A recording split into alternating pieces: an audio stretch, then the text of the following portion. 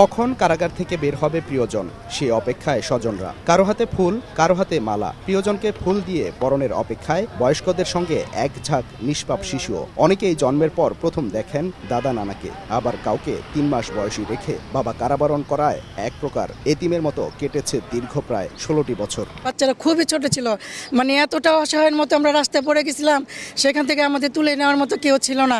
এতই খুশির দিন, এতই আনন্দ লাগতেছে বলার বাইরে। আমরা পারি না কিভাবে আসি, গাড়ি দিয়ে যে আসতেছি মনে হয় যে নিজেই দেউরে গেলে তাড়াতাড়ি যেতে পারবো। ভাষায় বুঝাইতে পারবো না আপনাদের যে আমার কেমন লাগতেছে। দীর্ঘ 16 বছর কারাবন্দী বিডিআর সদস্যরা স্বজনদের কাছে পেয়ে আবেগ আপ্লুত হয়ে পড়েন। বিডিআর হত্যাকাণ্ডের মামলায় নির্দোষ প্রমাণিত হয়েও বিস্ফোরক মামলায় দীর্ঘ 16 বছর কারাবাসের পর বৃহস্পতিবার জামিনে মুক্তি পান 178 জন বিডিআর সদস্য।